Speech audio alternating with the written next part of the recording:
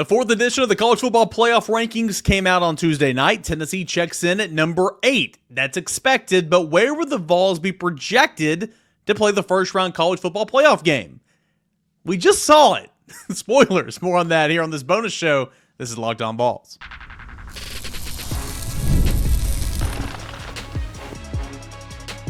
You are Locked On Vols, your daily podcast on the Tennessee Volunteers. Part of the Locked On Podcast Network, your team every day. Hey, good Tuesday evening, everybody. Welcome back into Locked On Vols. A little bonus content here late on a Tuesday night. Maybe you're listening to this on Wednesday or watching this on Wednesday, but either way, I appreciate you guys making Locked On Vols your first listen and your first watch. We have a normal Wednesday show, so don't worry. If you're watching this, it's a little bit shorter, but we have a normal Wednesday show, so go ahead and check that out. Locked On Vols, your number one spot for news and entertainment, Tennessee Volunteers Athletics, Tennessee football, and we're free and available wherever you get your podcasts. All right, so two segments here, just kind of breaking down what we saw here on a Tuesday night. We knew that Tennessee would be back in the field of play for the college football playoff rankings because of everything that happened over the weekend. What happened over the weekend? Well, first and foremost, Florida beat Ole Miss. Ole Miss was ranked in the college football playoff field last week. It now has 3 losses. It is not. Alabama lost to Oklahoma. Oklahoma beat the crap out of Alabama out there on the Palace of the Prairie. And so Alabama dropped. Ohio State demolished Indiana by 23 points. So we knew, despite Indiana being undefeated, now it has 1 loss. We knew it would drop in the rankings. It's still in the field, but it did drop in the rankings. And of course, Texas A&M, this didn't really affect Tennessee in this regard, but A&M did lose to Auburn, and that just took A&M out of the picture of being a potential bid stealer from Tennessee. A&M, of course, still controls its own destiny. If it takes down Texas this week and then beats Georgia in the SEC championship game, then A&M can be in the playoffs as the 3-loss SEC champion. But nonetheless, the big things went Tennessee's way, and so we knew that despite Tennessee only playing UTEP this past week, as long as it handled business, which it did, and of course that was happening in real time because it was an early game, that Tennessee would be back in the field of play. So that's where Tennessee is. Tennessee jumps in ranked 8th. Again, let's remember the rankings versus seeding here, okay? Tennessee is ranked 8th, but under this model, Tennessee would be seeded 9th. What that means is if the college football playoffs started today, Tennessee would be on the road in Athens to take on the 7th ranked, 8th seeded Georgia Bulldogs in what we just saw a couple weeks ago. Now, let me make this abundantly clear, guys. This is not going to happen. Number one, we just saw this. The committee won't do this. Not saying Tennessee and Georgia wouldn't play again, but we just saw Tennessee on the road at Georgia, and it was like a couple weeks ago, right? They forget that Notre Dame lost in week 1 or week 2, right? But they remember that Tennessee lost somehow to Arkansas forever ago. They remember Tennessee lost to Georgia. They remember what happened lately, not what happened a long time ago, and this just happened. So if by some chance the final rankings came out, and this is kind of what it would look like, they would have slid Tennessee back to the 10th seed or moved Georgia up to the 7th seed to get rid of that. But here's what's going to happen, in my opinion, okay? Either way, Georgia's not going to be that 8th seed. Why? Because Georgia, in my opinion, will win the SEC championship and will move on and be that automatic bid there, or get a bye, as one of those top 4.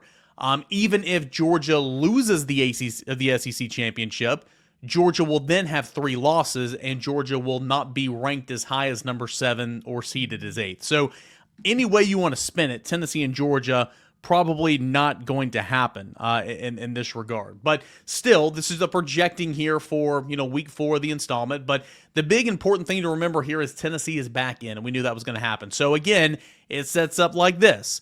Tennessee beats Vanderbilt. Tennessee is in the college football playoffs. Tennessee right now wouldn't be a host seed, but there's a path there, and I'll tell you that here in segment number 2. But let's go ahead and look at what the rankings look like here in week 4. If you're watching on YouTube, I'm going to flash it up on the screen. If you're listening, I will tell you.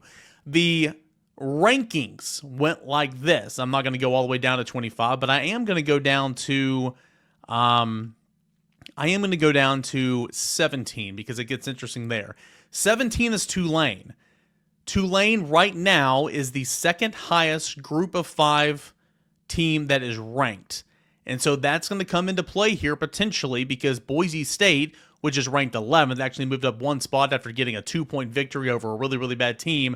If Boise State were to lose again or something, or fall out or lose this conference championship, and Tulane were to win, then Tulane would have that path to securing a spot in the field of 12. But Tulane is the second highest ranked group of 5 program at number 17.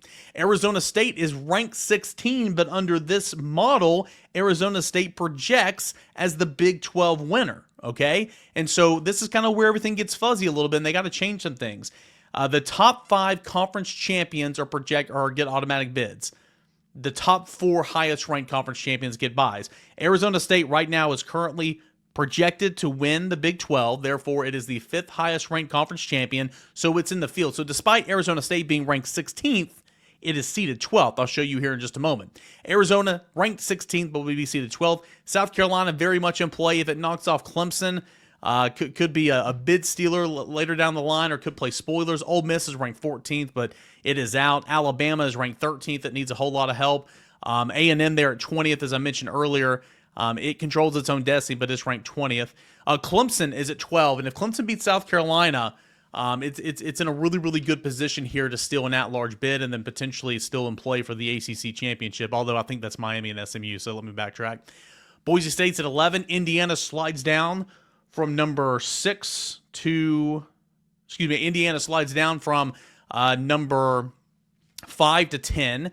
SMU goes in there at ranked number 9, and it moved up 4 spots as the ACC looks to be a 2-bid league. Tennessee moves up 3 spots to number 8. Georgia moves up 3 spots to number 7. Miami moves up 2 spots to number 6. Notre Dame moves up 1 spot to number 5. Penn State, number 4. Texas, number 3. Ohio State, number 2. And Oregon, number 1.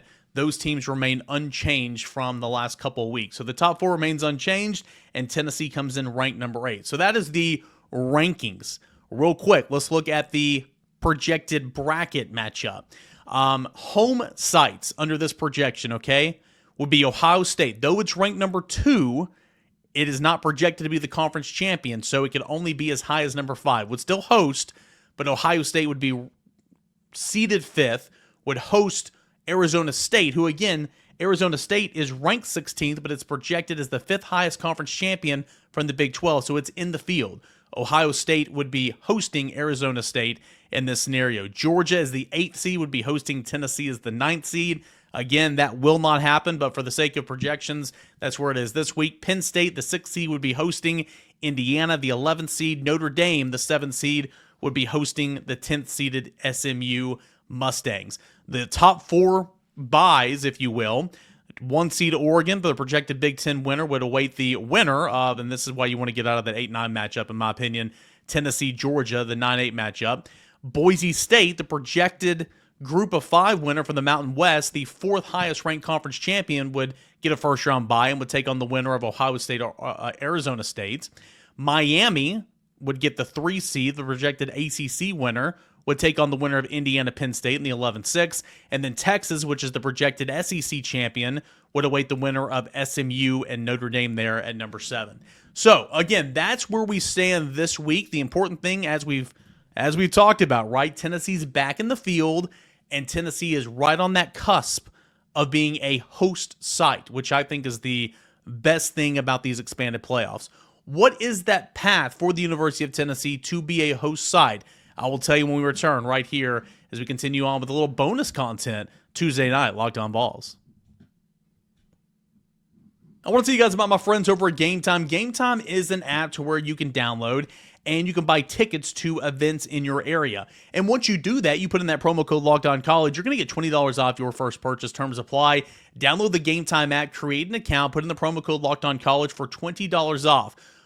Sporting events, games at Food City Center this winter, Lindsey Nelson this spring, Neyland Stadium potentially in the playoffs, or comedy shows, concerts at the Tennessee Theater, the Bijou Theater downtown, coming to Hell Ballpark for this spring for the Tennessee Smokies. You can buy tickets to those events in the Knoxville area or wherever you live on the Gametime app. You have the most flexible customer service policy in the ticketing industry, lowest price guarantee, and so much more. You get the all-in pricing.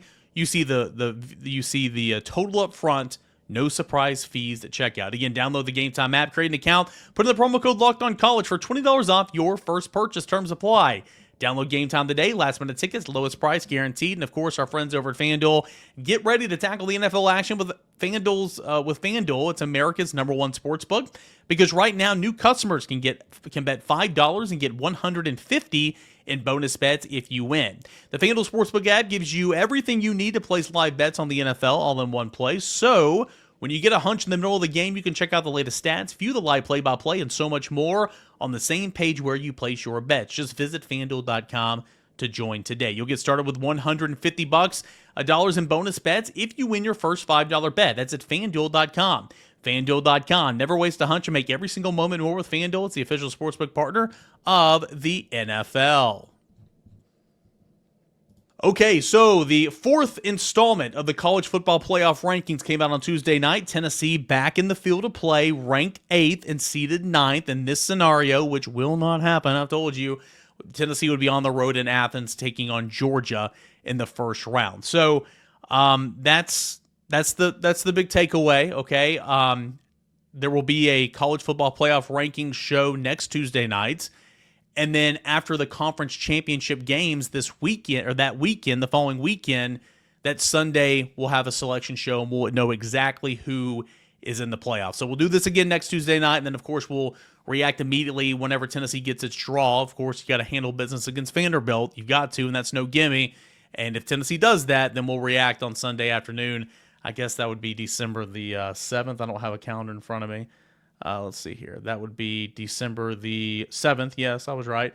And we'll see. Or December the 8th is actually the Sunday. So we'll see what happens. So anyway, I'll flash the rankings. I'm going to flash the bracket up there one more time. We're going to go over this again because I know it was a lot of information to take in. Under what happened Tuesday night, this is what it would look like if you're watching on YouTube. Arizona State, the projected Big 12 champion, but the 5th highest ranked conference champion, would get an automatic bid, but it would be the 12th seed on the road at 5th seed Ohio State. Tennessee, 9th seed on the road at Georgia, 8th seed. Indiana, 11th seed on the road at Penn State, 6th seed. SMU, the 10th seed on the road at Notre Dame, the 7th seed. And Texas would await the winner of that game. Miami, the winner of Indiana, Penn State. Oregon, the winner of Tennessee, Georgia. Boise State, the winner of Arizona State and Ohio State. What is the path for the University of Tennessee to host a playoff game? Well, just like last week, it's not necessarily a laundry list of items that have to be taken care of. One of these teams who are ranked in front of Tennessee needs to lose this weekend. I'm intrigued to see what happens with these final, ACC matchups. Clemson, which is ranked behind Tennessee, takes on South Carolina, and that's going to be a big-time matchup because South Carolina, a 3-loss team, can play spoiler, ranked 15th, and of course Clemson, a 2-loss team from the ACC, is ranked 12th. Tennessee takes on Vanderbilt. Notre Dame takes on USC. That's one to pay attention to for sure. Hopefully it's a better game than Notre Dame Army was, but Notre Dame USC is one to pay attention to. But more so than anything is the conference championship weekend. What happens in the ACC? I think for sure the ACC is going to be a 2-bid league. So say one of those teams with, SMU's only got 1 loss. Miami has only got 1 loss. Does Clemson maybe jump the 2-loss team of loser of the ACC championship? Forgive me, guys. I'm not sure if Clemson has a path to the ACC championship, but potentially it does. And if that's the case, do they take both teams from the I think regardless, especially if Clemson beats South Carolina, if Clemson does not beat South Carolina, then maybe the ACC drops back down to a 1-bid lead. That's something to pay attention to. But Tennessee's path to hosting a playoff game, in my opinion, looks like this. What happens between Ohio State and Oregon in the Big Ten championship? Ohio State's already lost to Oregon 1 time. If Ohio State loses again in that'd be 2 loss. Tennessee be sitting idle. Potentially Ohio State could drop. But remember, Ohio State is ranked 2nd. It's seeded 5th. Could Ohio State really drop from number 2 down to like number 9 because it lost in an extra game? I don't think so. So let's move on here. I think the loser of the SEC championship game will drop. Okay, and here's why. I think Texas will beat A&M, regardless if A&M goes to the conference championship and loses. Boy, A&M's going to have 4 losses. That is interesting to say the least. But say Texas beats A&M, and it is Texas and Georgia in the SEC championship game. Texas's resume is not good. Okay, Tennessee's resume is better than Texas. At that point in time, Texas would be 11-2. Tennessee would be 10-2. I think Tennessee could jump that. If Georgia were to lose and pick up a third loss, then absolutely Tennessee would move up and Georgia would move back. So conference championship weekend, I think, is going to play a hand into Tennessee moving up. But if Notre Dame loses this weekend, for sure, if any of these teams lose this weekend, but if Notre Dame were to lose this weekend, then Tennessee could move up. I guess what I'm trying to say is the possibilities and scenarios are kind of channeling in and kind of maneuvering down a little bit, shrinking as we move on to the very end of the season. There's not as many scenarios as last week, but going into last weekend, I would have never told you that Oklahoma beating Alabama was a scenario. We talked about Florida Ole Miss a lot. We talked about Ohio State drilling Indiana a lot, and both those things happened, but we never mentioned Oklahoma beating Alabama. My point is this. Who knows what's going to happen, right? Who knows what's going to happen? But right now, Tennessee, it's as simple as this. Win, and you're in. Next year, or excuse me, I guess in 2026, when this thing expands to either 14 or 16, and depending on the numbers, I know it'll change some things, they've got to get rid of the whole there's no sense in Boise State being ranked 11th but getting a first-round bye. That just doesn't make any sense. Or if the Big 12 projected champion was around there as well, right now it's not, but if the Big 12 projected champion was ranked 13th or 14th, and that was the fourth highest, like there's no sense that team gets a bye. That's not fair. It's not fair, in my opinion, that Arizona State is the projected Big 12 winner, yet it is ranked 16th. So there is 1, 2, 3, 4, 5 teams ahead of it that deserve to be in the college football playoffs that are missing out. That's got to change, in my opinion. Those are some things that the committee and the not the committee, but the rule makers that be need to look at there. So overall, expected. Good to see it play out the way we thought it would. I thought Indiana would slide down behind Tennessee simply because that strength of schedule, no quality wins. Indiana has 2 wins against teams who have won 5 games. Indiana's got a crap resume. So I thought Tennessee would be in front of Indiana, and that's how it played out. And again, I will stress, you'll see these projections a lot. Tennessee at Georgia, that's not going to happen. Okay, that is not going to happen.